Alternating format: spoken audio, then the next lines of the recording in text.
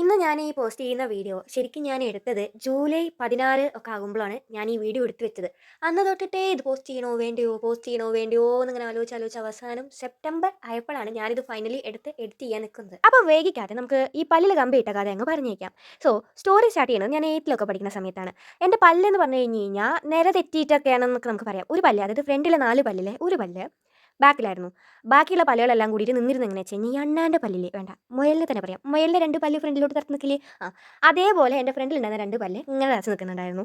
ഈ ഉള്ളിൽ പോയ പല്ലിൻ്റെ അവിടെ ഒരു ബ്ലാക്ക് ഹോൾ പോലെ പല്ലില്ലാത്ത മട്ടിലാണ് അവിടെ നിന്നിരുന്നത്. അപ്പോൾ കുട്ടികളൊക്കെ എന്നെ വല്ലാണ്ട് കളിയാക്കി, നിനക്ക് ഇതുവരെ പല്ല് മുളച്ചില്ലേ, ഞങ്ങൾക്ക് എല്ലാവർക്കും മുളച്ച് കഴിഞ്ഞു. ഇതെല്ലാം കേട്ട് ഭയങ്കര ഇൻസെക്യൂർ ആയിട്ട് ചിരിക്കാൻ പോലും മടിച്ച് നിർത്തുന്ന ഒരു കാലം എനിക്കുണ്ടായിരുന്നു. കാരണം എനിക്കിപ്പോഴും എൻ്റെ ഭയങ്കര കോൺഫിഡൻസ് ആയിട്ട് ഞാൻ വിചാരിക്കുന്ന ഒരു കാര്യം എൻ്റെ സ്മൈലാണ്. അപ്പോൾ അന്നത്തെ ആ ഒരു ട്രോമ എനിക്ക് ഭയങ്കരമായിട്ട്, ഞാൻ പിന്നെ ഒരു ഫോട്ടോയിലും ചിരിച്ചിട്ടില്ല. എൻ്റെ പണ്ടത്തെ ഫോട്ടോസൊക്കെ എടുത്ത് പോയി കഴിഞ്ഞാൽ കാണാൻ പറ്റും. ഞാൻ പിന്നെ ഒരു ഫോട്ടോയിൽ ഞാൻ ചിരിച്ചില്ല. അന്ന് ഞാൻ വീട്ടിൽ വന്നിട്ട് ഒരുപാട് കരയും പിഴിയും ഒക്കെ ചെയ്തതിന് ശേഷം എൻ്റെ അമ്മ ഡോക്ടർക്ക് കൊണ്ടുപോയപ്പോൾ ആ ഡോക്ടർ പറഞ്ഞു ഈ കുട്ടിക്ക് ഇനി 2-3 പല്ല് മുളയ്ക്കാണ്ട് അതിന് ശേഷം നമുക്ക് ക്ലിപ്പ് ഇടാൻ പറ്റുള്ളൂ. ഓക്കെ എന്ന് പറഞ്ഞ് ഞങ്ങൾ തിരിച്ച് അവിടുന്ന് വന്നിട്ട് പിന്നെ കമ്പി ഇടാൻ വേണ്ടി പോകുന്നത് ഞാൻ +2 പഠിക്കുമ്പോഴാണ്. ഒരു ഡിസംബർ ടൈമിലൊക്കെ ഞാൻ കമ്പി ഇട്ടു. എൻ്റെ മോനെ കമ്പി ഇടാണ്ട് നടക്കായിരുന്നു എന്ന് തോന്നിപ്പോയ കുറേ നിമിഷങ്ങൾ, കുറേ ദിവസങ്ങൾ അന്ന് എനിക്കുണ്ടായിരുന്നു കേട്ടോ. വെറും പാലും ബ്രെഡും കഴിച്ചിട്ട് കിടന്ന ടൈം വരെ ഉണ്ടായിരുന്നു ഈ ക്ലിപ്പ് ഫസ്റ്റ് ടൈം ഇട്ടത്. അപ്പോൾ അത്രയ്ക്കും വേദനയായിരുന്നു അന്ന് ഞാൻ അനുഭവിച്ചിട്ടുണ്ടായിരുന്നത്. എന്നിട്ട് പല്ലൊക്കെ ഫ്രണ്ടിലോട്ട് വന്നു, നിരന്നു, എല്ലാം കറക്റ്റ് ആക്കിയിട്ട് ഞാൻ ഫസ്റ്റ് ഇയർ കയറി. ഫസ്റ്റ് ഇയർ കയറിയിട്ട് സെക്കൻഡ് ഇയർ ആവണേന് മുന്നേ ജൂലൈ മാസത്തിൽ തന്നെയാണ് ഇതും സംഭവിച്ചത്. ഞാൻ ക്ലിപ്പ് അഴിച്ചു. ക്ലിപ്പ് അഴിച്ചിട്ട് ഒരു 4 ദിവസം ഗ്യാപ്പ് ഉണ്ടായിരുന്നു റീറ്റൈനർ ഇടാൻ വേണ്ടിയിട്ട്. ആ റീറ്റൈനർ കിട്ടുന്നതിന് മുന്നേ തന്നെ എൻ്റെ ഈ ബാക്കിലുണ്ടായിരുന്ന പല്ലുണ്ടല്ലോ, അത് ഫ്രണ്ടിലോട്ട് വന്നല്ലോ, ആ പല്ല് വീണ്ടും ഒരു പൊടിക്ക് ബാക്കിലോട്ട് പോയി. അപ്പോൾ ഈ റീറ്റൈനർ പാകമല്ലാണ്ട് പിന്നെ ഞാൻ കുറേ നാളത് വെച്ച് നടന്നു ശരിയാവുമെങ്കിലോ എന്ന് വിചാരിച്ചിട്ട്. പക്ഷേ ശരിയായില്ല.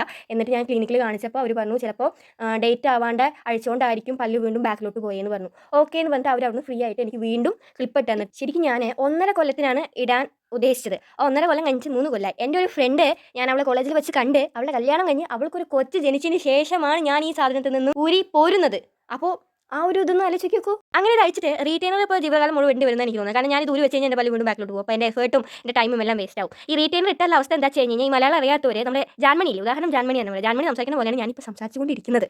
ഫൈനലി ഞാനങ്ങനെ ക്ലിപ്പൊക്കെ അഴിച്ചു. ക്ലിപ്പൊക്കെ അഴിച്ചിട്ട് എനിക്കിങ്ങനെ ചിരിക്കാൻ വേണ്ടിയിട്ട് ഞാൻ ശ്രമിച്ചുകൊണ്ടിരിക്കുകയാണ്. അപ്പോൾ ഫോണിലൊക്കെ നോക്കി ചിരിക്കുമ്പോൾ ശരിയാവുന്നുണ്ടോ എന്ന് അങ്ങോട്ടും ഇങ്ങോട്ടൊക്കെ ചിരിച്ച് നോക്കി. കുറേ കാലം ചിരിക്കാത്തത് കൊണ്ടായിരിക്കാം എനിക്ക് ചിരിക്കാൻ പറ്റുന്നില്ല. അപ്പോൾ എനിക്കിതൊന്നും നിങ്ങളോട് ഒറ്റ കാര്യം പറയാനുള്ളൂ.